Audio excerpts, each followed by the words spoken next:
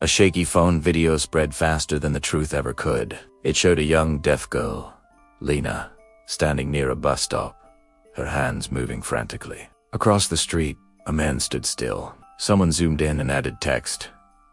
She says he's following her.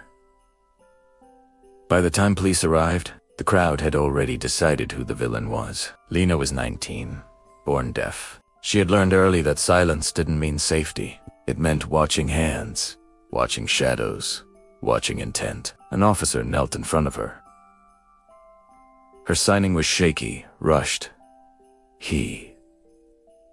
Man, keeps coming. Always behind me. I feel watched. The officer turned. The man didn't run. That alone felt suspicious to the crowd. Innocent people panic, they said. Guilty people stay calm. His name was Aaron, single dad. His daughter waited in the car a few blocks away. He'd promised her ice cream. Now, he was surrounded by phones. Aaron raised his hand slowly. I'm not following her, he said. I'm making sure she's not alone. That sentence turned the air cold. People laughed bitterly. Someone shouted. You expect us to believe that? Aaron swallowed, looking past the crowd toward Lena. I've seen her 3 times this week, he continued. Same route. Same time. Same man watching her from across the street. Not me. Someone else. The officer frowned. 10 we didn't you reported. Aaron hesitated, and that pause cost him everything. Because last time I tried, he said quietly, no one believed me either.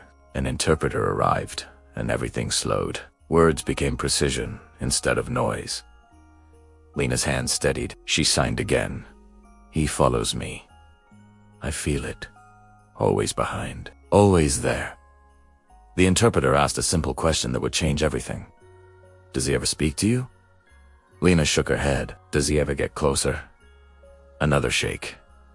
Does he ever touch you? Her hands stopped midair. No. The officer glanced back at Aaron, who was staring at the pavement. Aaron lifted his head. Ask her, he said, voice tight. If she's seen the man with the scar. The interpreter signed the question. Lena's face changed, not fear. Recognition. Her hands moved again. Faster now. Yes. Older. Scar here. She traced her cheek. He stands by the closed store. He leaves when people come. A ripple of uneasy confusion passed through the crowd. Aaron exhaled, like he'd been holding his breath for days. That's who I've been watching, he said. Not her. Him. Silence. The officer straightened. Why didn't you say this earlier? Aaron's laugh was bitter and tired. Because when a man like me says he's watching someone, nobody waits for the reason. The interpreter relayed Lena's next signs. She thought. He was with him. She thought they were together. That misunderstanding landed heavy. 2 people watching the same danger from opposite sides. Each convinced the other was part of it. The police investigated the closed store. They found a man with a scar and a history of stalking, but that part of the story never made headlines. The crowd had already dispersed. Phones down. Apologies swallowed. Aaron sat on the curb, finally shaking. Lena stepped closer and signed something small. The interpreter smiled. She says, thank you for staying. Aaron just nodded, his eyes burning. That night, his daughter asked why he was late. He told her a simple truth. I made sure someone got home safe. She smiled, like that was the most normal thing in the world. And somewhere else in the city, Lena replayed the day in her mind. How close danger had been. How easy it was to misjudge. She picked up her phone and typed, not everyone who follows is a threat. Some are shields you don't recognize yet. This story is a powerful reminder that the truth doesn't always shout. Sometimes, it just waits for someone patient enough to listen. The next morning, Lena took a different route. Not because she was afraid anymore, but because awareness changes how you move through the world. She noticed things now. Reflections in glass. Footsteps that didn't sync. Pauses that lasted a second too long. And she noticed something else. Aaron wasn't there. That should have been comforting. Instead, it felt wrong. By noon, a clip surfaced online again, but this time, not the one people expected. Someone had uploaded the full police body cam footage. The interpreter's questions. Lena's recognition, the scar. The shift in the officer's face when the truth surfaced. The capture read, "We almost ruined an innocent man's life." Comments exploded. Some apologized.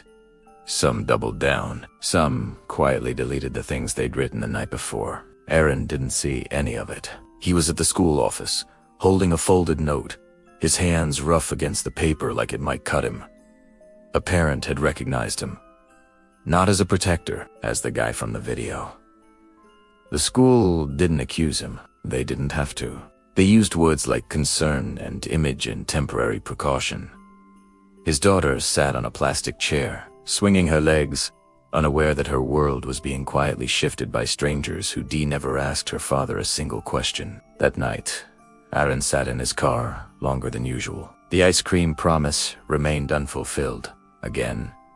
Across the city, Lena stared at her phone, replaying the footage for the 5th time.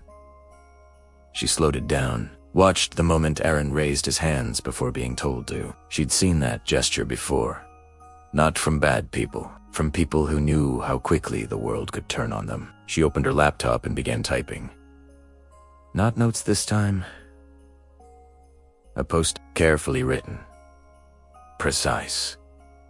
Translated twice to make sure her meaning couldn't be twisted. She titled it simply, "The man everyone thought was watching me." She explained the misunderstanding, the scar, the silence, the way fear fills gaps with assumptions. She ended with a single line. Protection doesn't always look like comfort. By morning, it had crossed languages. Someone tagged the school. Someone else tagged the police department. Someone else tagged Aaron without knowing if he'd even see Italiano. He did. Sitting in his car. Engine off. Daughter asleep in the back seat. Jacket pulled over her like a blanket air-read. Unsay. Din. Again. His shoulders shook not loudly, not dramatically, but in that quiet, contained way of someone who has carried blame that was never theirs and is finally allowed to set it down. 2 days later, the school called back. So did a reporter. Aaron said no to both. Lena didn't. When she stood in front of the camera, hands steady, expression calm, she didn't talk about fear. She talked about speed. How fast people decide, the interpreter voiced. How little room we give truth to catch up. She ended the interview by signing something that didn't need translation. She pointed to her chest, then forward, then made the sign for wait. Aaron watched from his car again. This time, he didn't look away. That evening, Lena waited at the bus stop like always. Aaron didn't follow. He stood where he always had, far enough to give space, close enough to act. This time, she saw him. She turned, met his eyes, lifted her hand. Not in fear, in acknowledgement. The city moved around them, loud and unaware, but something had shifted, something fragile and rare. Not trust, understanding. And sometimes, that's the harder thing to earn. The camera doesn't catch what happens next. The internet never does. But the people involved never forget it. The storm came 3 nights later, not the dramatic kind with thunder and headlines, just heavy rain, broken streetlights, and streets that emptied faster than usual. Lena was later. Phone had died. The bus she relied on never showed. The city felt different when sound vanished beneath rain movement without warning. Shadows without edges. She noticed the footsteps again. Closer this time. Her hands moved instinctively, sharp and urgent. Someone is behind me. The man stepped forward from the darkness. Not Aaron. A stranger. Too close. Too fast. Before Lena could turn. Before fear could fully form, a car door slammed. Headlights flared. And Aaron was there, not rushing. not shouting, placing himself between her and the stranger with the calm of someone who had already decided what mattered. The man backed away, melted into the rain. Police arrived minutes later. Statements were taken. The report was short. No video went viral. No crowd watched. This time, protection didn't need an audience. When it was over, Lena stood under the streetlight, rain dripping from her hair, hands shaking not with fear, but release. She looked at Aaron, signed slowly, clearly. You were right to stay. He swallowed hard. Signed back, clumsy but honest. I'm sorry the world made you afraid of me. Lena shook her head. The world makes us afraid of everyone, she signed, until someone proves otherwise. Weeks passed. The story faded online, replaced by louder outrage, newer villains. But in small ways, it stayed alive. At the bus stop, people waited instead of walking alone. At his school, parents learned their children's names before judging their parents. Aaron's daughter learned sign language slowly, proudly so she could talk to the lady who tells stories with her hands. And Lena, she kept walking her routes, alone when she wanted, watched when she needed. Not because someone followed her, but because someone cared enough to notice. And if there was a lesson, it wasn't about fear or blame. It was this: sometimes the most dangerous thing isn't being followed, it's being misunderstood. And sometimes, the bravest people are the ones who stay anyway, quietly, patiently, until the truth finally catches up. Thank you for watching. If this story moved you, please share it and subscribe for more.